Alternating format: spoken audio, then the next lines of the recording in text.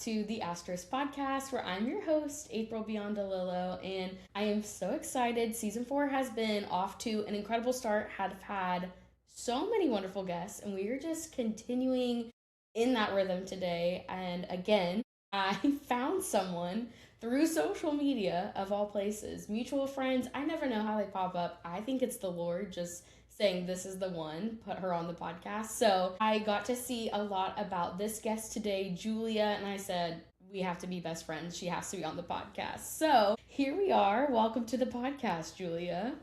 Thanks for having me. I'm so excited to be here. I know, like we're coast to coast right now. Yeah, literally. That Oscar is really cool. You know. But I told her, I said, we're just going to actually get to know each other here and do that in front of a live audience, which is going to be wonderful. You guys just get to be a part of our blossoming friendship.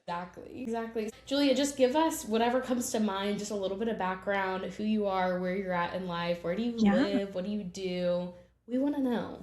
Okay, so I am a youth pastor from Virginia. I turn 30 this year. So I can't wait. 30s are the best. 30s is going to be good. That's when David became king. That's when Jesus started his public ministry. So I'm looking forward to 30. So for all my young adult cute girlies, don't fear it. Embrace it. I have been married to the love of my life for 4 years. We've been together for 8 years. We've known each other for 15 years. Wow. And I now pastor the youth group we met in, which is so cute. Stop. That's so adorable. That's so cute. We have 2 dogs, River and Roads. So if you've ever heard that song, Rivers and Roads. Yeah, we would listen to that all the time we were dating. And so we live in Virginia, Shenandoah Valley. If you've ever heard John Denver's Country Roads, you know that song? I do know that song. That's where we live. Wow. That's really fun. I love that. Yeah. Okay, wait, we already have like so many similarities because I'm just a few years ahead of you. I'm a 94 baby, so I'm 31, turning 32. But literally everything you said about turning 30 is exactly how I felt. I was ready for like being solidified. I don't know, something about your 30s just feels like 20s. I'm ready. Like, constant like transitions. I was like, your 20s I think are the most hectic. I'm praying at least that they're the most hectic decade of your life. I actually don't want another decade like my 20s. No. I mean, you might be graduating college, you're getting into your career, some of us are getting married, some of us are having babies. Like you're moving houses however many times, you're getting car loans, student loans, all the things. Like your 20s are hectic.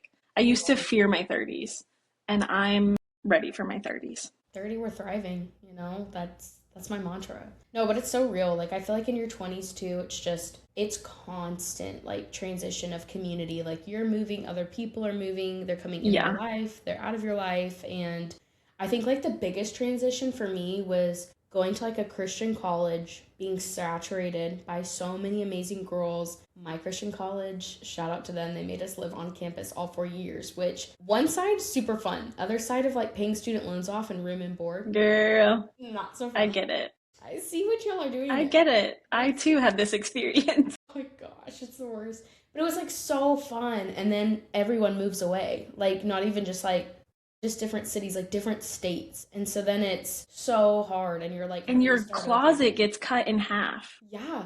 Because you're sharing with all the girls. You're like, but wait, what about my wardrobe? Like, I don't understand. Yeah. So you marry a man who is good with fashion. Dude, yes. That's what I did. You can wear men's fashion. Like, you can get away with it. Like, sweatshirts. You can't, like a boxy t-shirt. Yeah. The best. My husband actually hates it, especially like hats, because unfortunately my makeup will get on the hat. Like right on the rim. Yeah. My husband has a giant head, and my head is like it's small. I can fit into a child size hat. Yeah. I don't know if I should, this is a weird rabbit trail. And so he'll hate it when I steal his hat, because then he goes to put it on and it looks like a toddler has worn his hat. You know, sharing is caring. What's yours is it. You know, it's just, that's marriage. We have to share it all. So, what's his is mine, and what's mine is mine. That's so funny, but it's so real. I also relate to that. But okay, let's just ride this rabbit trail for a second. Let's talk about our 20s. What's like... Love them. I was going to ask you, like, what's advice you give to your younger self, but what's advice you'd give to, like, you're exiting your 20s here soon. What's advice you'd give to someone who's entering their 20s, maybe in the middle of their 20s? is like looking back at that decade of your life? It's actually, I think, the same advice I would give my 15-year-old self, which is take yourself less serious and take Jesus more serious. Like, that's it. Like, we should just, like, have fun. Don't do crazy things. Like, don't do ungodly things. Don't misinterpret what I'm saying here. Please don't. Context is everything. But you're allowed to be joyful and have fun and laugh at things and like have a dance party. Yeah. And like you can do those things. It's not like, it is childlike, but we're supposed to be doing that. There's a reason why the Lord told us to posture our heart like that. So I think I wish in my early 20s or even a couple years ago, like I would just take myself less serious and I would have just taken my intentional time with Jesus more serious, so it would be easier to get into rhythm instead of feeling like anytime I'm like, I was sick last week and now I'm like, oh, I feel like I have to rebuild everything from scratch. And it's like, no, like we have rhythms in place because I take Jesus seriously. Like I take praying seriously and I take the Bible seriously and I'm going to talk about him to strangers. So when I like graduated Bible college, I would hate riding on airplanes and sitting next to strangers and they'd be like, so what are you going to do? Like, what's your job? And I'm like, how do I tell them that I'm a pastor? I love Jesus. Yeah. And I'm like, what a great conversation. Like, what an honor that I can even have that conversation, first of all. And so I think I just wish I would realize I am very unserious, praise God. And he is everything to everyone. Awesome. So let's talk about it. Well, that's so good. It's just so practical. But I remember feeling that same way oftentimes of like, how do I broach this? Or just like getting like overcomplicating things, you know? And I am definitely a victim of being an overthinker. And really the Lord's just like, just focus on today. Tomorrow will take care of itself. Have fun, enjoy the moment, seize the day, you know, and just allow it to lead you. So I think that's really, really good.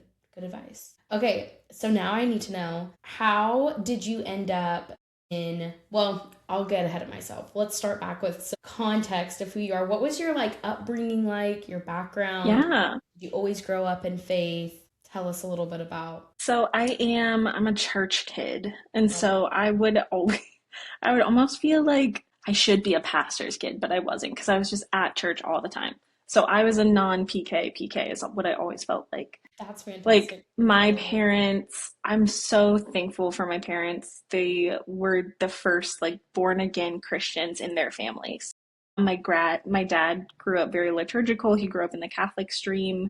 And then my mom just kind of had to find faith along the way. And that's actually how they met, was in church as youth leaders, which is so funny because then they got engaged in church and then my husband and I got engaged in church. So it's like really cute and fun. Like the Lord is just he's not coincidental. He's so intentional in how he loves us. But so I grew up, I'm the youngest of three, and I grew up every Sunday we're at church, every Easter pageant production we're at church, every Christmas we're at church, every Wednesday night we're at church. I grew up Assemblies of God Pentecostal.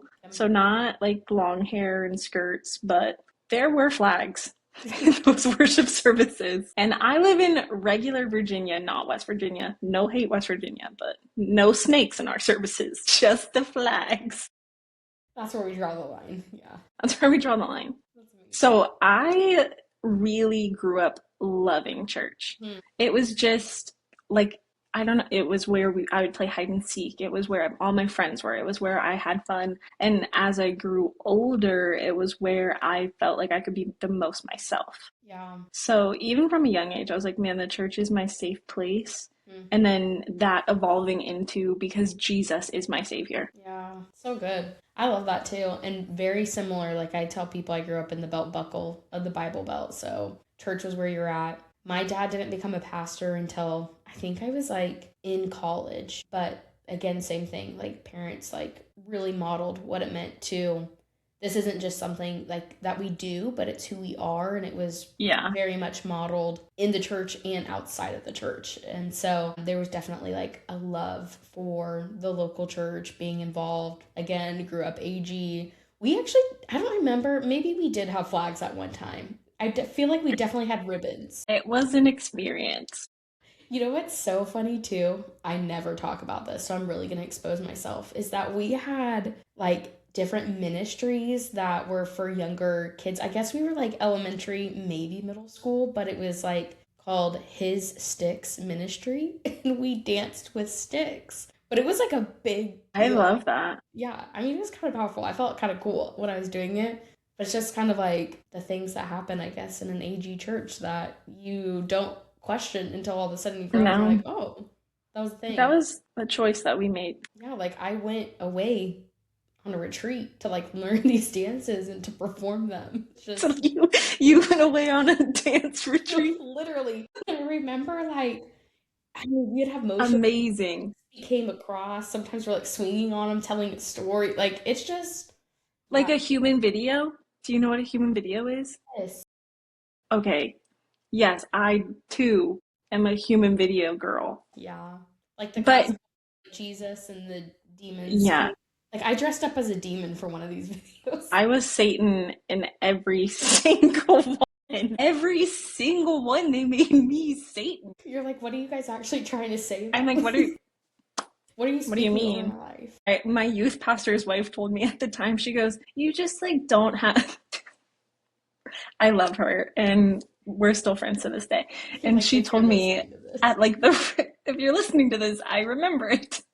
But it didn't affect me. It's fine. At like the ripe age of 15, she's like, Julia, you don't have like a Disney princess face. You have an evil queen face. You're like, all the evil queens are also witches. So I'm like, thanks. What are you saying? You're like, as I sit in my counseling appointments today and unpack that.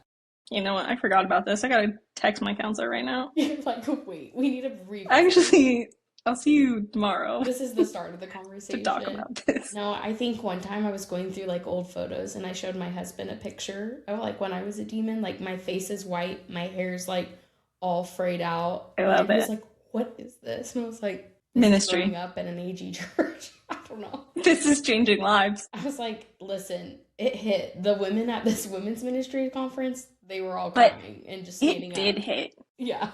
Like it did hit. We cannot deny. It was trending. That was the thing. People did get saved from those. I'm not kidding. I'm like, hey, when the Lord says he'll use anything, anyone, there's your prime example. He is a redemptive God. Literally. Wow, that is a time. I really wish like I could like pop photos up in this to show, which actually I can, but I don't think I'm going to do that for you. I think you should. Oh, she's like, let's go there. I think you should. I need you to send me those photos. I need these clips. Exhibit A. I'll see what I can find on my end. That's really exposure right there. No. Anyway, so I guess we both grew up in a very similar type of church, similar environment. Man, good times. Okay, so back to the importance of why we're here, which that is important. Okay, so a lot of things that we talk about typically on the podcast and what Cherish Ministry is all about and why we started the Asterisk Podcast is, I think, a lot of ways in my own story, like, again, kind of like in that background of the absolutely loved it, but sometimes there were holes or gaps. Not that I blamed the local church, but that's why I was like, okay, typically the things that frustrate you in life are the exact things that the Lord's saying, stop complaining and like get in the game and help. Like I'm putting a purpose for the problem that you see. And so for me, as a young girl, not a bad thing, but most of my pastors growing up were males, and maybe the wife was involved, maybe not so involved, but I never had like a safe space to go to those harder topics and specifically like what I was facing as a girl. And so a lot of my journey is a lot of like sexual sin, and I was not going to be like, hey, so this is what I'm struggling with. I didn't even have, back in that day, like there wasn't even like really words to the things. Like we're way more adept in certain things, which can be good or bad. But all that to say, that was really the impact on my own worth. And while I loved the local church, I didn't know where to go with my struggles. And so it just became that hidden secret space. And so love to bring light to those areas as we're on each episode with every girl, because it's just that reminder of, oh, I'm not alone in this. So looking back in your like upbringing, was there anything that you specifically wrestled with when it came to your worth or your identity that you found healing in, that you overcame, maybe even led you to like why you're doing what you're doing today? Yeah, I think, first of all, I completely understand your story. I think there was so much, especially if you were like known in the church. Yeah. Like it was, you don't talk about things Absolutely. back then. And I'm so thankful for the change in what we are aware of and what we don't just pray over, but we actually talk through now. Like I'm thankful for the churches who are making headway of like, yes, God is first in all things, but we also process together. I think for me, I wrestled a lot because I always felt like I was too much. And I always felt like guilty for wanting to be like at the center of stuff. And it wasn't like an innate, like grubby, grabby little, like, let me be the center of attention. It's just part of who my personality is. And I carried it with me even into college. And that was the first time someone told me I wasn't too much. Wow. They said, you're not too much. You're exactly how God has made you to be. And I'm not just like a female youth pastor. I'm a woman preacher and I love to preach. And I will continue to preach and I will raise up preachers for the next generation, male and female. And so I think a lot of times my insecurities come because I feel like people don't know what to do with me. And I've always felt like that. And like when I was younger, I would just tell myself to shove everything down and ignore it. And now as an adult, it's great I have gone through counseling. I didn't start my counseling journey because of those issues, but I think naturally when you go searching for healing, the Lord wants to heal all of us, not just the evident part of us. And so that came up of like, how often have you felt like you were too much? And I'm like, I didn't know that I couldn't feel that way. I didn't know I was still feeling that way. And I think sometimes, like for the girls who do have a loud voice, or for the ones who have impulse issues, or if you're like me and you ever got kicked out of your history class for laughing too much, that happened to me multiple times. That's fine. Shout out Miss Kaufeld. Love you, girl. Gotta love it. It's not like it's not an ADHD issue, or it's not a like you're too loud issue, or you can't pay attention issue. It's not a worth issue. It's, hey, maybe the Lord has designed you to view things a specific way. How can we tap into that? And I preached for the first time when I was 15. Like I felt called into ministry when I was 15, and we can, talk about that a little bit later. But that became my realization of the Lord. But now it's my realization. In the moment, I don't think I fully grasped it, of like, God gave me a voice for a reason. It's not that I'm too much. It's that there's a purpose for it. So good. So good.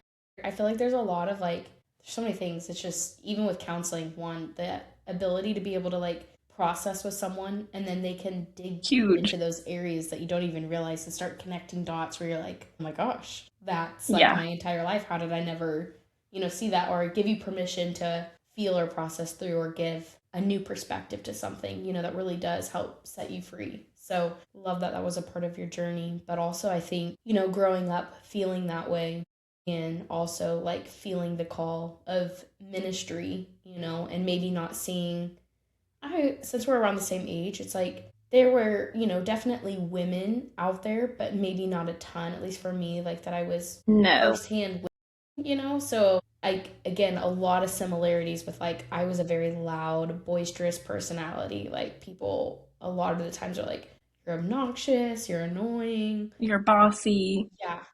If I have a loud, like whenever I have kids, if I have a loud little girl, I'm not going to tell her she's bossy. I'm going to tell her she's a leader. Wow. And I'm going to tell people that she's a leader too. Yeah.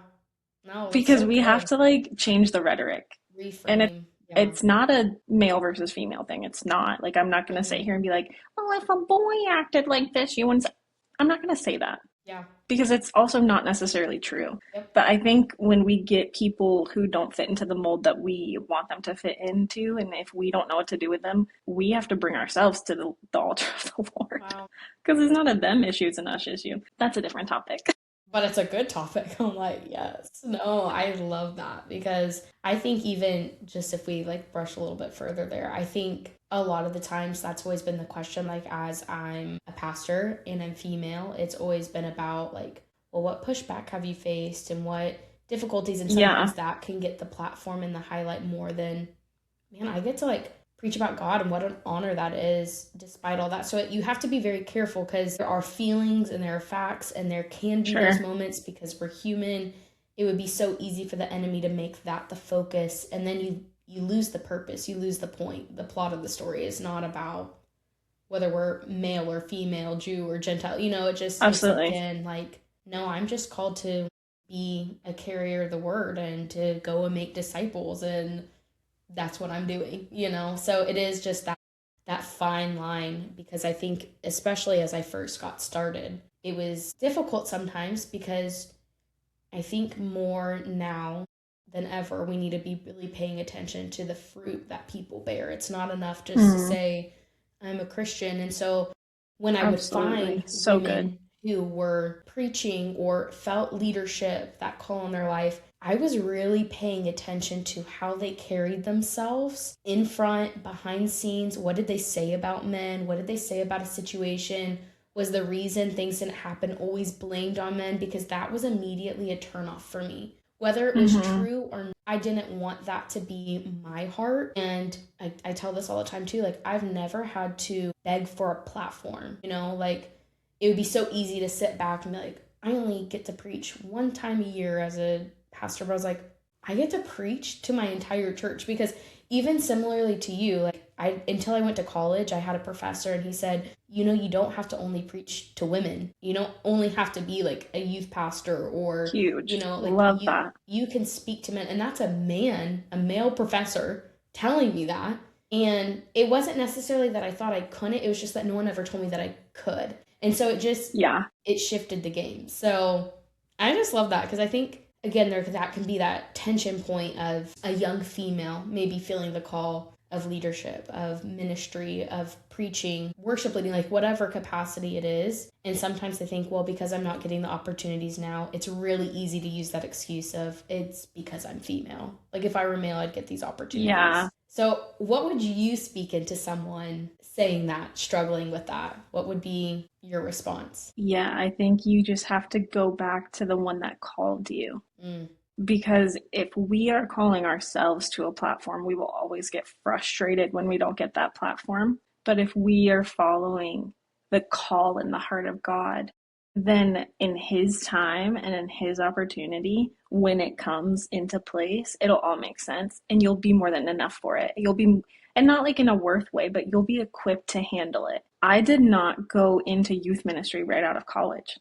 I knew when I was 15, I had a radical encounter with the Lord, different than anything I've ever had, and I've known Him my whole life, where He specifically called me to lessen the struggles of those who come after me.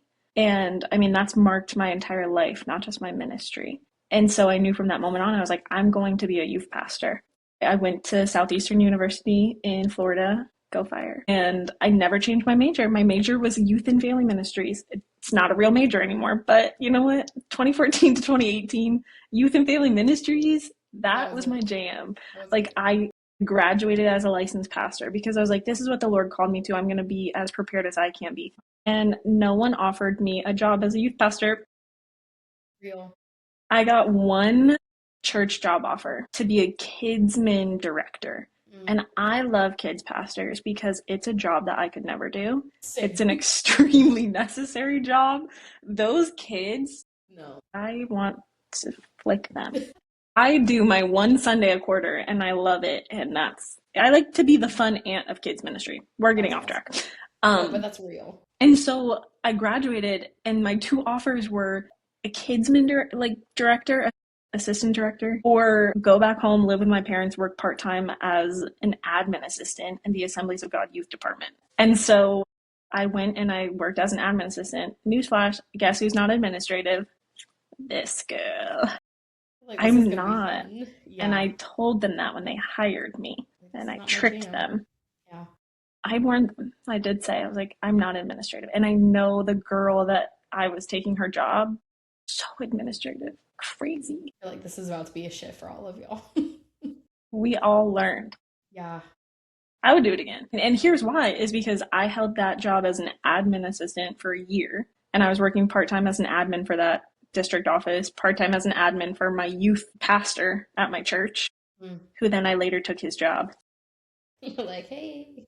Scheming. Yeah. And then after a year in that role, I moved to be a creative director of the district women's ministry, Wow. which was just being an admin assistant and then adding creative elements on top of it for events. Dang. And so I was not a pastor until I was 24. Wow. Thank God. Because if I would have been a pastor at 21, I couldn't have handled the weight that is necessary to revere going in to shepherd people. That's so good. I could not have dealt with kids who were suicidal and who were depressed and who were dealing with crazy family situations. I didn't have enough experience under my belt. I didn't have enough grit under my like I couldn't have handled what I wanted to do. Yeah. And so if it feels like opportunities aren't coming, I would say it's okay to sit in the refiner's fire for a little bit. You will be thankful for it. Yeah. You 100% will be thankful for it.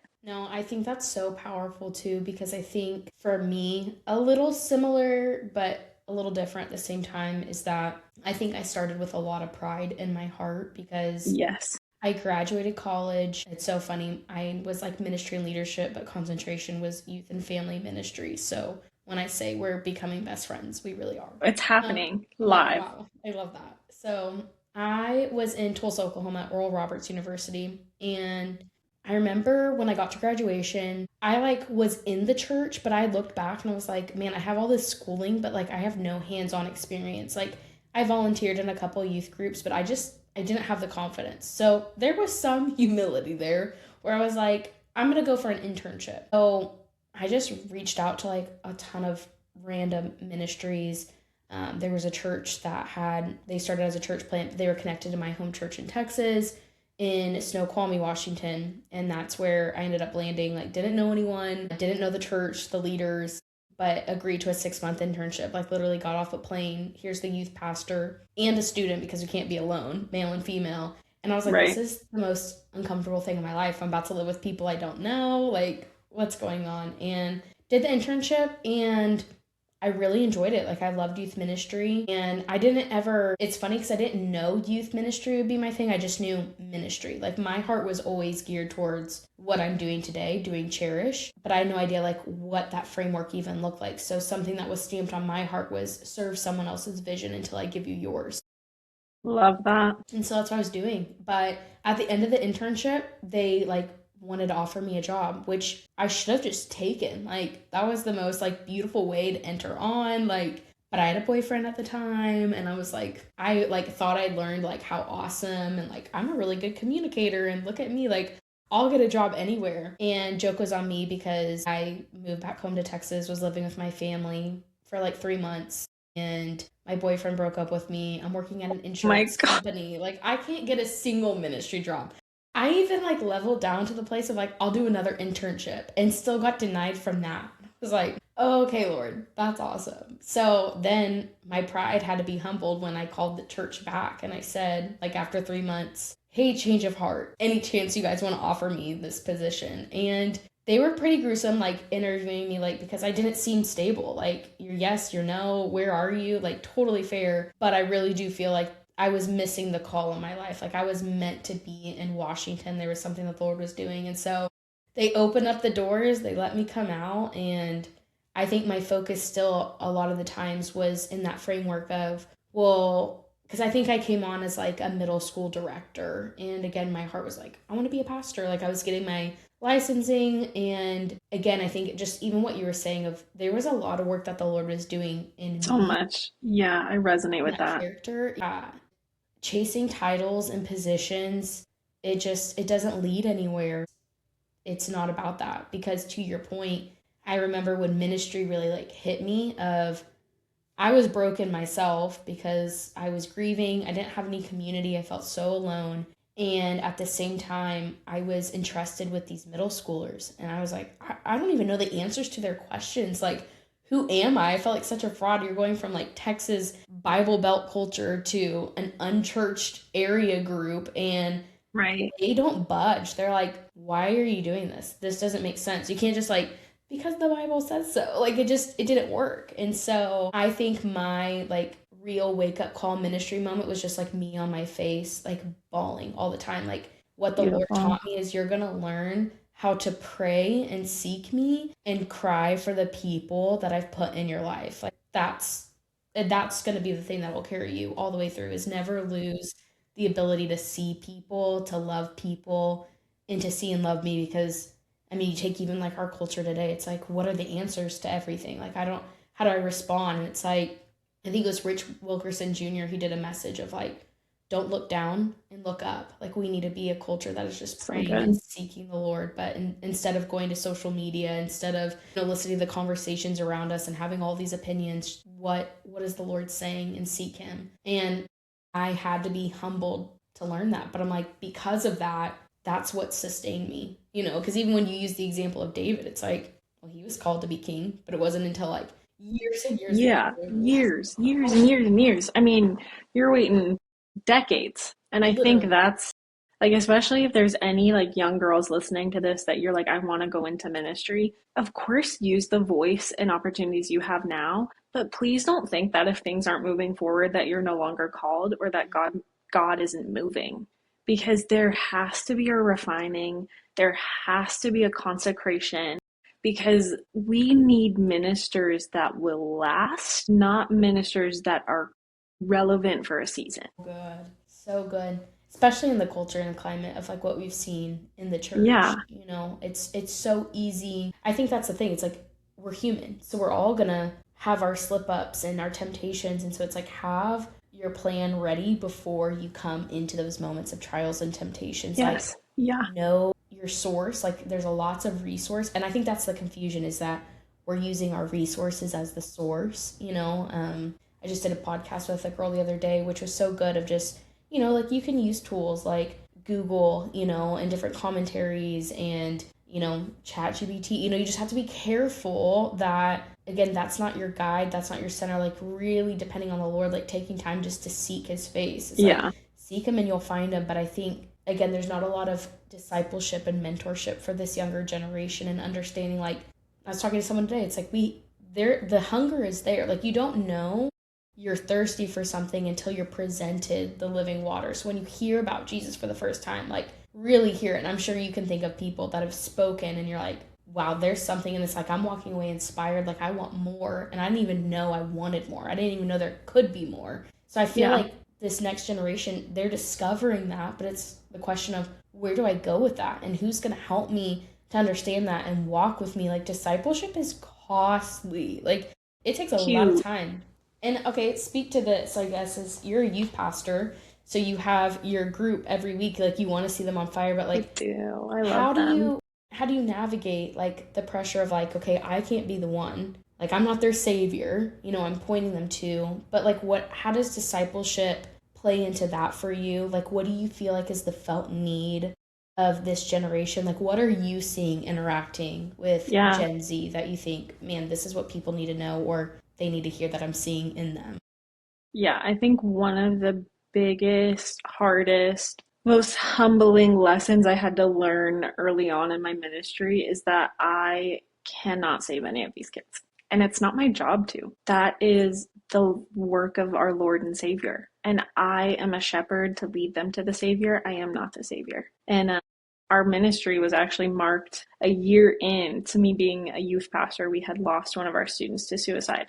And I mean, it was, I don't think that's ever a not traumatic incident, especially like any type of death when it comes to, I mean, any person, but especially a young person. But like we had to walk her family through that for a week, and we canceled our services and had a prayer vigil, and she was on life support for a week before like she went into organ donation. So it was like this whole long drawn out process. And I mean, it was like that moment where I was like, man, I really know nothing. I really need God with everything. But it spun me into an unhealthy season of, how do I make this never happen again?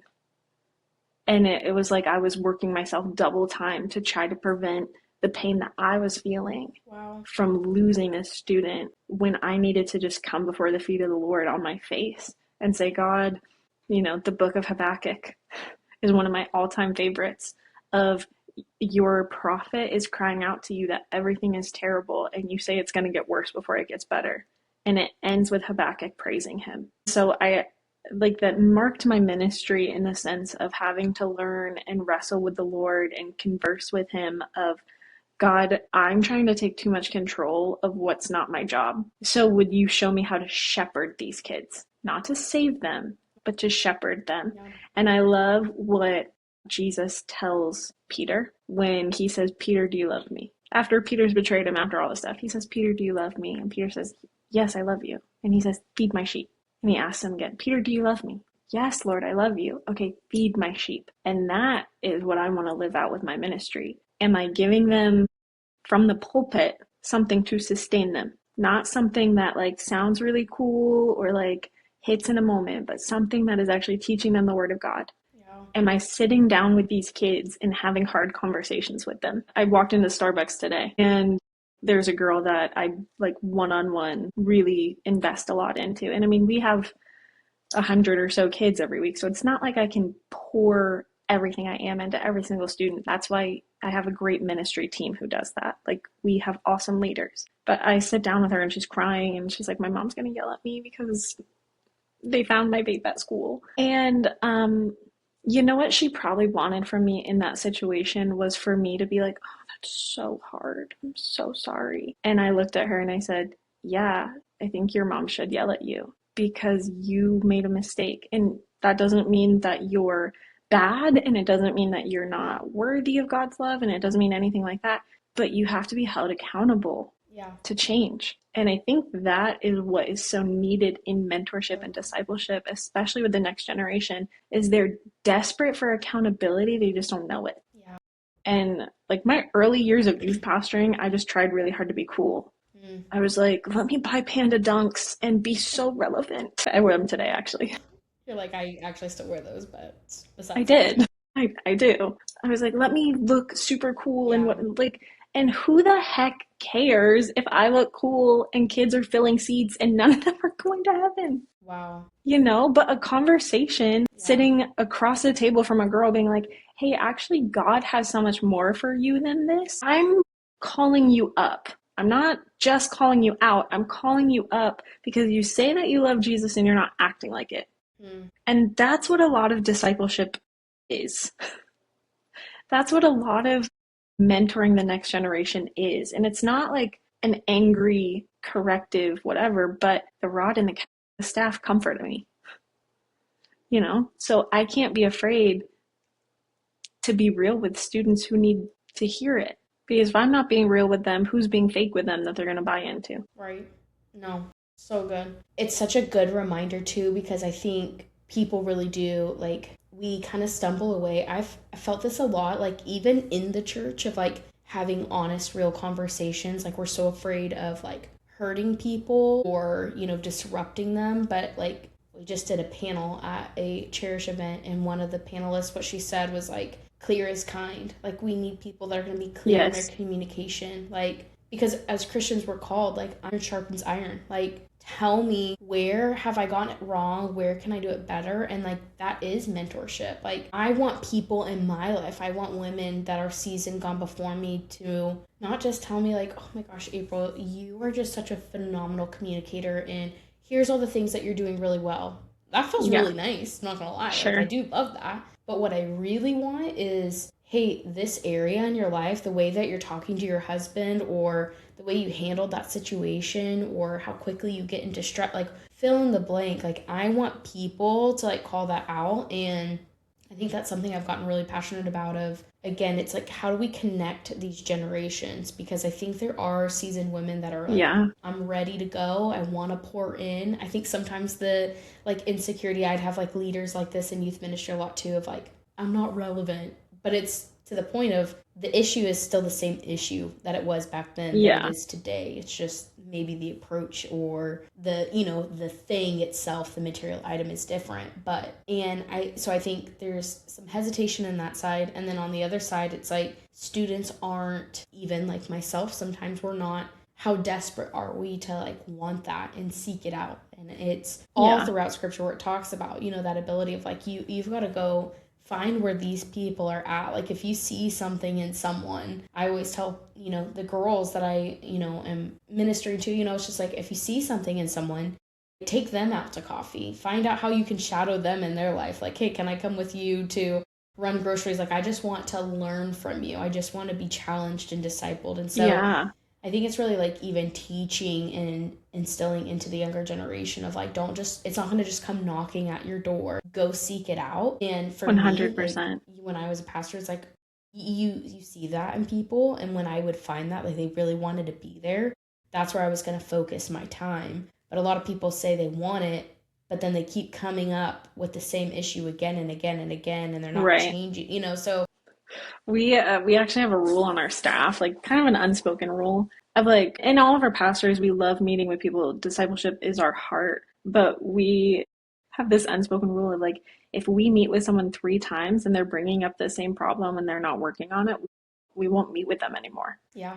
Because it's just like, I can't want your change more than you want your change. So good. 1, because you're not moving forward in your faith or actively stewarding what God has for you. But 2, someone else could be that I could be walking alongside. Yes. Yeah. Now, is the door always open for that other person? With guardrails, absolutely. Yeah. But yeah, I think we have to, the younger generation, ask to be mentored and take it seriously. And also don't get offended if someone tells you no. Yep. Because a mentor who can't give you 100% is not, it's not that they don't like you or they don't love you. It's just you need someone to give you 100%. Yeah, no, absolutely. And I think, obviously, like, we have the term church hurt, and that gets used a lot. Like, we're so quick to offense in any context, truthfully. And so I think even in that category, like when people decline or say not at this time, there's this offense, or maybe they were with you for a season and then whatever happens and they can't be anymore. And it can be, just like this guarded on our hearts in a bad way. We're like, well, I'm just not going to ask anyone anymore. Like, no one cares about, just become that victim. And so it's like, no, keep seeking, keep finding more people. Like, don't be closed off, to keep seeking those things out, because church hurt is just hurt people. We're broken people. We're going to get it wrong. We're going to mess it up, and keeping our eyes on the main thing. But I think that's so good. Just that reminder of not everyone's going to be with you forever and ever. And so keep your options, keep your eyes peeled. How have you gone about mentorship in your life when it comes to like you're stepping into ministry, like becoming a youth pastor? You said 24 was like when you stepped into that role. So I guess twofold is like, 1, would love to fill in the gap of like, what was that transition for you going into youth ministry? And then did you have key people around you? Do you still to this day that are there to hold you accountable as you're leading the ministry? What does that look like for you? Yeah. So we'll talk about the transition first. So I actually work at the church that I've been at since I was in 6th grade. Oh, cool. Which is crazy. I never would have planned it. I don't think my younger self ever would have thought it or asked for it. Wow. Because I was like, I'm going to get out of here. And again, like I came back, worked as an admin assistant, both at that district office and at this church. And the entire time I still felt the burden to serve. And so that also goes back to like platform. Like if you feel like opportunities aren't coming, serve your way into opportunities. So good. Jesus came to serve. Yeah. And through that, he met people who needed to be healed and who heard the gospel and who had their entire lives changed by serving. So my husband and I served as youth leaders. We weren't married yet. We were barely dating, but I served as a youth leader. And so when our youth pastor, who was my youth pastor my senior year, and my husband's youth pastor, my husband's younger than me, which is fun. So he had him a little bit longer, but when he was transitioning actually to a different role in our church. And so he's technically my boss. So I just like, I always joke with him. I'm like, I've always worked for you. Like I was your intern when you arrived. I've been your intern. I was your admin assistant. I'm like, geez, like you ever going to fire me? No, I'm just kidding. Please don't. Yeah. Please actually don't fire me. Thank you. I have 2 dogs to feed. That's amazing. Really need to keep that money in there. So the transition honestly was a huge blessing because we had a great overlap time where he was able to hand things off to me. I already had the DNA of the ministry. I already had the heartbeat of the ministry. Now, everything now looks entirely different 6 years later. Yeah. I mean, thank God none of my leaders left like within the first 3 months. But like at the 6-month mark, yeah, they started to leave. Yeah. And it's hard to inherit a team, but what a blessing it is to get to build your own with the vision God's given you. Yeah. Mentorship switched drastically for me when I became a pastor on staff because all of my mentors were now my coworkers. And so I can't necessarily, it's real. not, like, I think that there's circles and levels, and I trust all of them 100%. But there's also things as a pastor I need to talk about that isn't necessarily appropriate or feels always like safe or the best place in context of the people that I work with. And so I had to now find mentors outside of my church. And luckily, my like boss helped set me up. Like I went through a program called Cadre. And that, like, I don't actually know if I would still be in ministry if I didn't grab onto mentors in that season. Again, like a year after we had lost our student, like just like dealing with all the repercussions of trying to just push through that. Mentorship pulled me out of that loop and was like, you think you're doing really great and you're actually extremely unhealthy. And so so I had to do that. Now, I've also had seasons where my first mentors in ministry are no longer my mentors. And that's okay. I love them. I don't talk to them every single week or day. I maybe talk to them a couple of times a year. And I'm thankful, like, I have new mentors now. And so, it's that journey too of like, there's been seasons for me where like mentorship came like really easily and I felt saturated with it. And then there's been seasons where my husband and I, we've moved, I say a lot, but like only like 3 times, but we've only been married for going on 6 years. So like frequent. And so making community transition in general is always difficult. And I think especially when you're in like a leadership position, like sometimes it's that fear of like, it's really testing out like who are those appropriate people that I can be unfiltered with, you know, where I don't have to come with my pastor or leader or, you know, founder, director, whatever title, and I can just be April. And I think even for me now, that's been kind of the process of figuring out, like, in the midst of everything of navigating life. And it's been, I think in like the last like few years, just a lot of like honest cries before the Lord of like, God, I'm hungry for that. Like, I want that. Like, point me in the direction. And it's been cool because for a long time I did like, there's no one here, like in the Tri-Cities for me, you know, and just really that victim mentality. And it was like, well, have you prayed about it? And my husband would be like, who have you asked this week?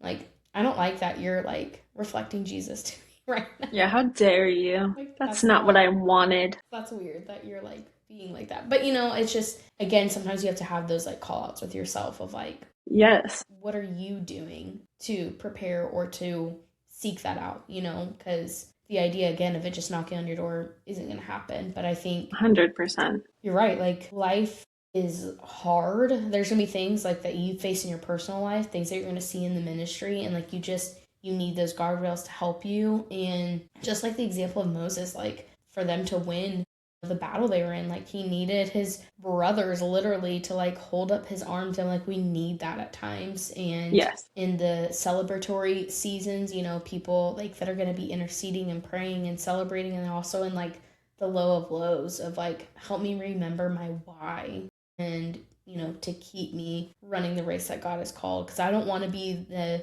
leader that like drops out before crossing the finish line, you know, like I want to see that through. And I think everyone sets out with that, but it's mentorship, certain things that help us like actually cross that line. So. And you have to like hold that posture of teachability if you're asking to be mentored, and you should.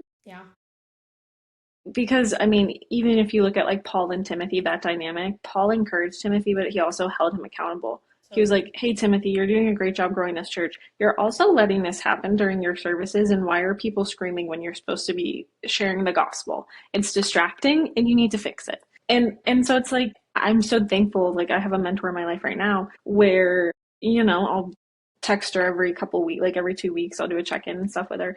And she's like, okay, this sounds great. This sounds dumb. Love it. And I'm like, you know what? You're right. Because just like I'm sitting here preaching that I'm sitting across this table at Starbucks with this girl saying, your mom should yell at you a little bit. You need that too. Yeah. I need a check. I'm a pastor, but I'm not perfect. Yeah. And it's not always like that. Right. I've matured. Yeah. But doing good, guys. But yeah, I think the older and the more experience in ministry you get under your belt, it's actually much harder to find mentorship. Yeah. But it's much more needed. Yeah. Yeah.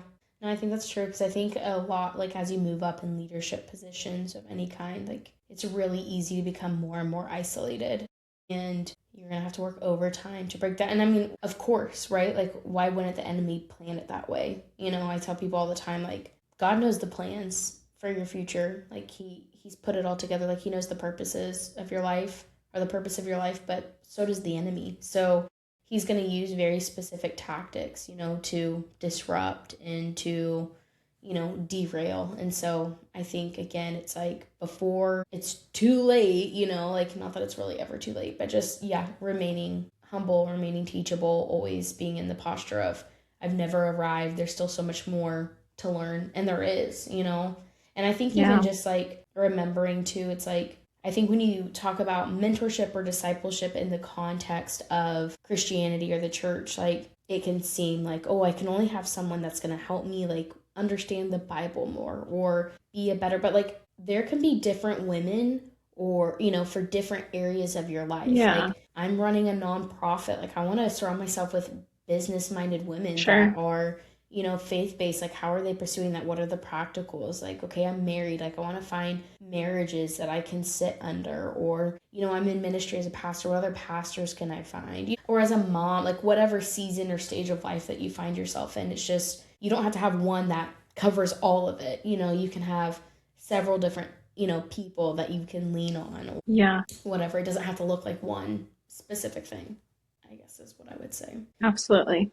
Yeah. I think. Well, we have talked about so many different things. I know. And you know what's so fun is I've had my questions, like, on my lap, and I didn't use them. I feel like we covered basically everything I wanted to, but I love that. I told you we would just yap, and we did. This was so fun. We yapped about all the good things. I'm like, guys, girls, we can chat. We could chat. I could talk about so much more with you as I desire. So I would love to. We may just have to get you back on here for a part 2. Put it in the chat, right? Like, comment below, tell us. We want Julia. We want more. Yeah, that's how I'm feeling. No, I love it. Julia, thank Again, you guys are watching the friendship blossom live right here. It's happening. It's happening. This is real. This is real. No, I just want to say, like, publicly, just how appreciative I am of you, even from afar, just watching how you're faithfully serving, how you're living your life, how you're after the next generation and just showing up. And it's hard work. Like, not everyone gets to see behind the scenes and what you're dealing with, what you're, you know, fighting off, and yet you keep showing up. And so I just want to say thank you for the work that you're doing. Thank you for saying yes to Jesus and being obedient in that. And just want to honor you, you know, for who you are, what you represent, what you're doing. It's huge. And again, like, for me, when I'm bringing people onto the podcast, it really is like, okay, I don't really know them, right? And then I see the fruit, even just from your social media account. Like, you, like, girls, you guys need to go follow her on Instagram, because I just personally, like, I love it. Like, you're real, you're being honest, like, you're showcasing, like, even the hard parts of your life and speaking into that and reminding people to keep their eyes on Jesus, which I just think is such a good encouragement, especially when we can live in, like, the highlight reel of social media. So just thank you for being just transparently yourself. Thank you for being on this episode today. You spoke so many good things. And so, girls, you better have been taking notes, and you need to remember, share this with a friend, talk about it deeper with a group of girls, get together. But Julia, we are just so honored that you were on the podcast today. I loved it. For being here. I feel honored that you asked me. So thank you. So good. Yeah, I love what you're doing, and I can't wait to see more fruit that's coming from this and everyone that's listening. All the reach. Amazing. Yes. Every girl everywhere. That's our mantra. We're getting them. I love it. Big mission. I love it here. I just love it here. I love it here. That's fantastic. Well, girls, thank you so much for tuning into this week's episode. We will be back with you in just a couple of weeks, but we love you. Have a blessed rest of your week, and we will chat with you again soon. Bye.